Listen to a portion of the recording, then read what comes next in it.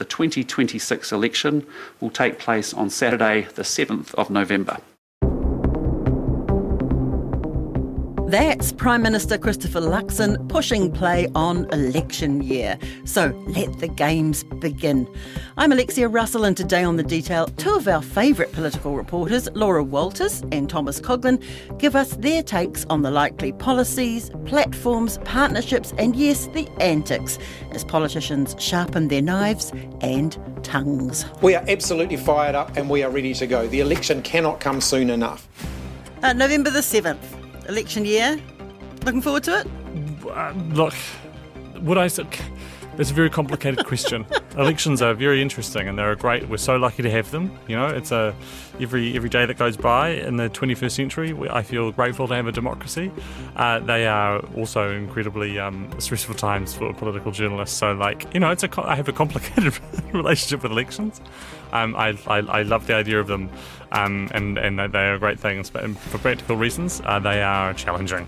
Thomas Coughlin is the Herald's political editor. Elections and campaigns are so much fun. You know, they're fun, they're important, they're colourful. You know, you get this front row seat to history, but they are also bloody hard work. And that's Laura Walters, Newsroom's political editor.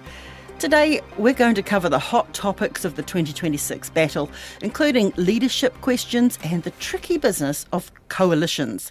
With all election campaigns, there's surprises and there's great stuff and there are, great new talent that you see coming through. But there will also be some yucky toxic stuff and, some people with good intentions who'll be burned or left disappointed. And of course, that's politics, but it's not a nice thing always to witness up close. What is going to be the number one issue? I mean, without doubt, the number one thing is to make sure the economy is growing and that people are feeling that. That is our major focus. It's the economy, stupid. I'm not calling you stupid. It's a line that's too good not to use, right? It's the economy, but it's also it's that cost of living thing as well that we've been talking about for, since the last election, to be honest. But it's not just whether the economy is getting better. We've already seen some of those economic indicators, tell us that things are looking better, that, a recovery is on the horizon. It's not just about that. It's going to be, do people feel like things are getting better? Are their grocery bills more affordable? Are their power bills more affordable?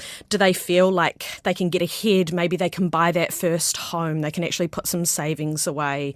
They might be able to, start that small business that they've been dreaming about for years. It's about the economy, it's about cost of living, but it's not just about the data and the theoretical. It's about, really how people feel. So that has been the number one issue this entire term, and I think it's going to continue to be this campaign. But we have no clear line on the economy, do we? We don't have no clear trajectory of whether it's going to get better this year. They said it was going to get better last year. We've heard this before, haven't we? The current government, the National Party especially, will have all of their fingers and toes crossed that things do get better. It's rough though, isn't it? It's turbulent times globally. New Zealand's a small trading nation. We are impacted by that, and so you can do all that you can from here, but there are things that are, outside of a government's control as well. So they're going to have to do everything they can to try and make sure that people feel better, pull on the levers that they can, really relate to people and listen to what's bugging them or what they're finding hardest and stuff in terms of cost of living. No, we don't know. We don't know. Things might start to tick up and get better as the indicators are currently saying they are, and then something else could come and happen. And I think that it's going to be interesting to see what happens this winter, right? We've now got that election date. We've got November 7th locked in. If it's another long, hard, winter of discontent, as it has been the past couple of years for people, if electricity prices are hard to cover, if it's cold, if it's dreary, if the mood of the nation is down, then it's going to be hard to, get everyone upbeat and excited and things come election day. All the economic and political surveys are telling you that New Zealanders feel really pessimistic about the economy. The RNZ Reid poll this morning had over 50% of people saying that they felt worse off than a year ago. And I think they'd probably feel much worse off than 2 years ago. Things are not looking good on the economy. One of the big questions of the campaign will be, whether National can argue, well, look, we've made some progress on getting the deficit under control and getting the sort of fiscal ship of state headed in the right direction, and things are going to get better next term. And whether voters believe that is sort of the National case, is this pain was necessary to get things for long-term gain. And then on the other side of things, Labour will be saying, well, hey, look, yep, the economy was heading south in 23, but the actions taken by the coalition were needlessly made things worse. All Christopher Luxon and National are offering is more blame, more excuses, more negativity, more cuts. Public service cuts exacerbated what was always going to be a pretty difficult time in terms of the unemployment rate rising. Public service cuts made that worse. It's hard to sort of say, yay, the deficit's down when you're unemployed. Yeah, well, exactly. And the irony of public finance is that when you are unemployed, you're actually contributing to the deficit being larger because you're claiming an unemployment benefit and not paying tax. So it's bad. It's bad all round. And certainly the unemployment rate it's higher than it is 5.3% for the last quarter, the last data that we have at the time we're recording this. And during the pandemic, it peaked at 5.2. So we're actually a wee bit, just a tad higher than when the pandemic was raging. Interestingly, the key government, and this is the other thing about the political chops, I guess, of our leaders, is that under the key government, the unemployment rate was higher than it is now for a long time. It went high during the financial crisis, which sort of started just when Labour and National switched in 2008, and it stayed really high for a long time. But interestingly enough, the key government managed to convince enough voters that the unemployment rate was tolerable enough to continue re-electing that government. So it's interesting. It's interesting how these various economic metrics do and don't influence how people vote. Will you be National's leader at the next election campaign? Absolutely. Do you see Luxon and Hipkins being in charge of their respective parties on election day? It's a tough one, isn't it? I mean, there is huge risk in changing leaders during election year, and you also have to look at, well, who's your option? Who's sitting there waiting in the wings, ready to go? Are they ready? Would they actually do better for the party? In saying that, if polling doesn't pick up, or if it is bad or goes backwards, then you could see a party, especially when we're talking about National and Luxon and Bishop and all of those leadership coup rumblings that we've heard, at the end of last year, but that wasn't the first round. We've heard this before as well, questions around Luxon's leadership and his popularity and relatability. I can tell you for a fact that there are senior National Party ministers who say Luxon can't continue in the job. I can tell you for a fact that MPs are talking to each other about whether they should roll him. And the fact that Christopher Luxon is actually having to answer whether or not there's a coup against him shows how poorly he's been performing and shows how negatively he is perceived or viewed by the voting public. If those polls go down, if they don't get better, you could see a National Party and, the broader party, but also the caucus, the backbenchers, who could push for a change. It's not outside the realm of possibility in saying that they would have to know that what comes from that is going to be better for the party, because there's huge risk with a change like that heading into election. At near the start of this term, so many people were predicting that Chris Hipkins was going to go as leader. More recently, last year, some people were very confidently predicting that Christopher Luxon was going to go as leader. Both of them have hung on so far, and there's a really high chance that they will do through to the election. But like I say never, and a lot of that is going to hinge on polling and the economy. There is a point where it becomes untenable for a leader to stay if the public mood is so low and people think so little of the party leader that they drag the whole party vote down in an election year. And saying that, after the election, you'd expect to see some changes on, whichever side is not successful, at least. Yeah, it's funny, isn't it? Because the leaders of both main parties are kind of no-profile guys. but there's no one sort of standing behind them saying, pick me. Yeah, that's the big question. If you're going to take the massive risk of rolling a leader, especially if we're talking about national, the sitting prime minister, if you are going to push them out, if you are going to roll them, if you're going to pressure them to stand down, whichever way it happens, you have to know that there's someone there ready, rearing to go pick up the reins and have a very, very good chance and a better chance of winning the election. Obviously, Chris Bishop's name was out there. There are a few others that have been floated as well, like Erica Stanford. But this is all very kind of hypothetical, and it's hard to know how serious those internal conversations have been around that in the past. But things can also change so quickly, so it will be something to keep an eye on. So you think Christopher Luxon should take National through and fight that election? There's a lot of talk, isn't there, about whether they should switch him out for someone else. Do you think he's the man? Yeah, well, look, it doesn't work to change prime ministers, that's for sure. Chris Bishop may do a better job, but that is just going to be a guess, right? We do not know.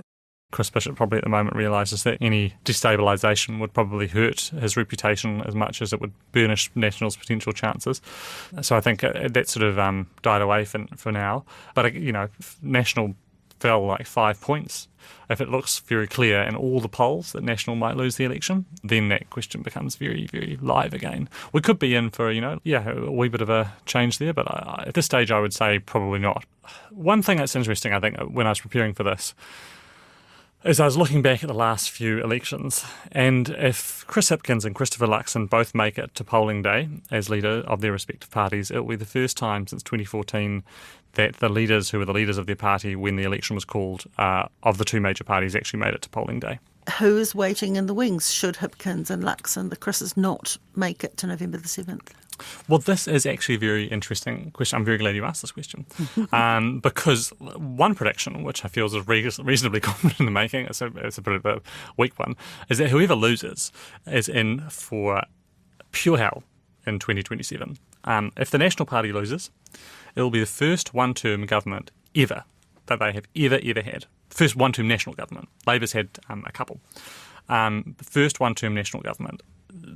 Until this point, every national government that we've had has been 3 terms. One of them was 4.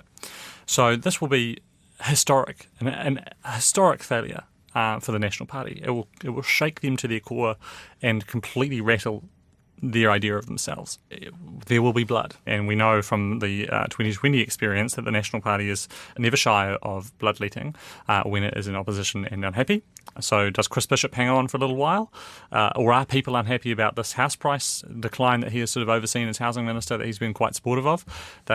Some MPs in Auckland are blaming that for the party's sort of soft polling. So how does that play into his ambitions? Is it time for someone from the national right? Overseas, we've seen when Conservative parties have gone out, seeing it a wee bit in the UK, they've pivoted really strong, really far to sort of right-wing kind of cultural stuff. So maybe you get someone from the national right to come in. That will be a very, very interesting debate that the National Party will have amongst its caucus. National's caucus elects the leader. The Labour one is also really interesting because Chris Hipkins has done quite a good job this time round of basically telling his caucus, right, we lost, let's just be disciplined, get behind me and give it another crack in 2026 and see how that works. The caucus to its credit has thought, right, well, that seems like a plan, and they've gotten behind and done that. And so all of the negative feeling and anxiety and unhappiness in the caucus, which there is because they lost, and there's always unhappiness when you lost, all of that unhappiness has been bottled up.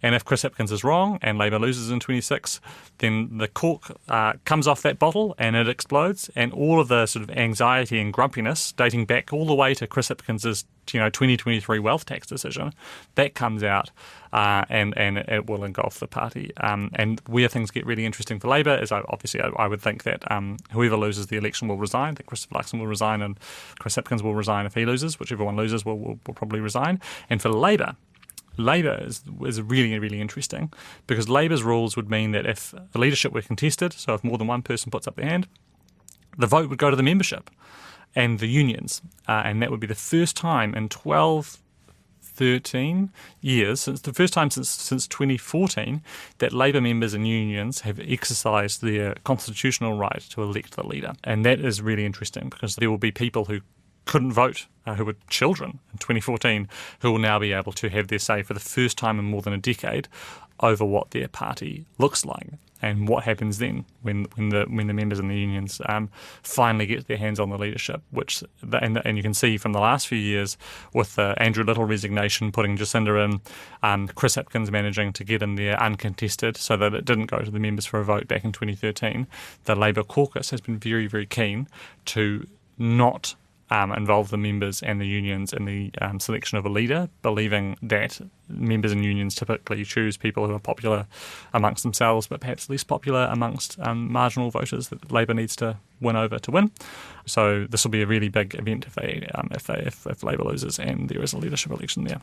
This election marks 30 years since we started voting under MMP, when New Zealand's governing numbers got more complicated than just getting more than 50% of the vote. He has been the biggest party in Parliament. He's led the biggest party in Parliament for the last 2.5 years and failed to deliver a stable government. He's let Winston Peters and David Seymour run circles around him. All of the polls are showing that National will be a smaller part of the next government, should they manage to be in government. All the polls are also showing if you want to be in government, you need either Te Pāti Māori or New Zealand First. I mean, people would look at that and say that's a bit chaotic. National will be wanting to differentiate itself. National will be, I imagine, wanting to put to voters why it's, we can deliver on these policies that we're promising you if you vote for National. The best thing you can do is give us your vote, and the more of your vote we have, the more power we have, the more we can deliver for you. I think that will be the positive messaging. Whether they will, on the flip side of that, kind of dunk on their current coalition colleagues, I'd be surprised to see that. I think most of their attacking will be focused at the left, but they will be making a strong case, to get as much of the vote share as possible. So going into any potential coalition negotiations after November 7, that they hold power because, of course, if ACT and New Zealand First get more of that vote share, they have a lot more power, a lot more leverage going into coalition negotiations. They can put handbrakes on here, they can get more policy wins there, they can get more cabinet ministers here. So that's something that National will be aware of. But I dare say that as much as they can, they'll want to, because remember they're also, still working in government together throughout this election campaign, which is an interesting dynamic. But they'll be wanting to I think not get into too much scrapping, I guess, with New Zealand First or with ACT. Yeah, because coalitions are fascinating, aren't they? I mean, what are the chances that the centre-right bloc, the traditional national voter, will take the attitude, this could have been good if Seymour hadn't interfered or New Zealand First hadn't been doing what it's doing? I think the voters need to be aware that in this current MMP environment, in an environment where things are close and the what we had traditionally called or historically called the minor parties no longer play a minor role. This is the current state of our political landscape. This is the current state of our MMP environment. I think people need to be aware of that. And saying that, I think, people have to be incredibly realistic that, it's going to be a tight election. That probably means that whichever way the election goes, there will be a coalition that is negotiated and comes out of it on the other side. And that's most likely to be a three-party coalition, whether it's a left bloc or a right bloc. Yeah, so interesting. In that context, should Labour reconcile with Te Pāti Māori or should they rule them out? It's a good question. I think that remains to be seen. And I think there's a bit more water to flow under the bridge before they might want to make a call or not make a call on that. It's a tricky one. On the one hand, I guess voters, especially Labour's voters, they will want certainty ahead of the election. They will want to know what they're voting for, who they're voting for, what, if they vote for Labour, does that mean a coalition with Te Pāti Māori and what could that potentially look like, the potential pros and cons of that. On the other hand, is it Hipkins' place to rule them out of a coalition ahead of time if that's the hand that the voting populace delivers? In MMP, if enough people vote for Te Pāti Māori as a left-wing party, then as that voter saying, hey, we would like them to have a seat at the table, Hipkins might also not be in a position to govern without them. So I think at the moment he's hedging his bets. If it came down to it, would you work with Te Pāti Māori? It was the only way you could form a government. I said that we'll set all of that out closer to the election. There is clearly some policies that are being promoted by Te Pāti Māori that the Labour Party would never support. It's a little bit of a risky game, and he may well, make a clear call closer to the election so that people know.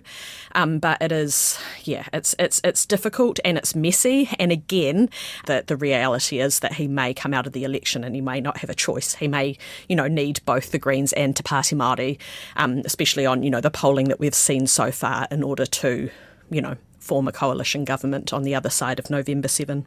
One of Chris Hipkins' top 5 big decisions, risky bet either way, is whether to rule Te Pāti Māori in or out. Their policy prescriptions, Labour is tacking to the centre a wee bit, trying to take votes away from National. It is trying to be a moderate version of the Labour Party at the moment, and Te Pāti Māori is not helping with that. Their policy on prisons, which was a 2023 policy that they regurgitated this week, is to basically close prisons by 2040 and move to sort of community-based custodial care. That is not where Labour clearly, and Labour said a flat-out no to that, just to be clear, but that is not where Labour, a party which feels that law and order, justice, particularly in Auckland, was one of the reasons why it lost the last election. That is not a policy that Labour wants to even be discussing. And Thomas has a prediction for a date when the coalition partners take their gloves off and the fur will start flying. And I am happy to announce that the budget this year will be on the 28th of May. It has become a convention that you pass your last budget as a coalition, as a government, you pass your last budget in an election year, then you kind of wink, wink, nudge, nudge, kind of fall apart a wee bit, and you allow yourself to differentiate a bit more, just so that by the time you get onto the hustings, onto the campaign trail, once you do that, the parties of the government have their own unique identity, and they're not sort of subsumed into this bigger idea of the national-led coalition.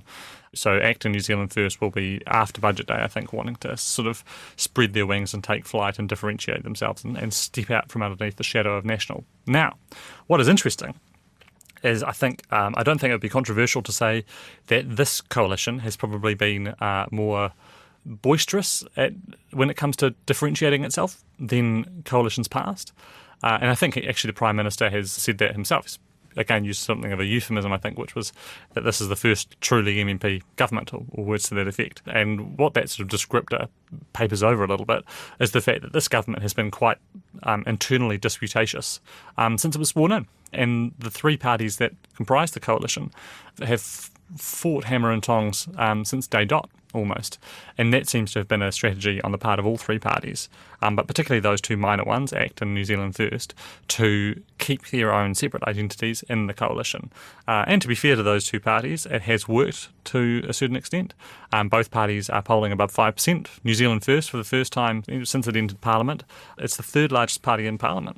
You'll be hearing again from Thomas as the whole drama plays out this year, but Laura will be watching from the sidelines. Look, as these things go, it was not entirely planned this way, but I will be away on parental leave for this year, so I will be detached, watching from afar, no doubt. The baby will be screaming about something. I'll be screaming at my, computer screen or TV screen at something else. I will definitely be watching, but no, I will be watching for afar, so a bit of a different experience for me this time.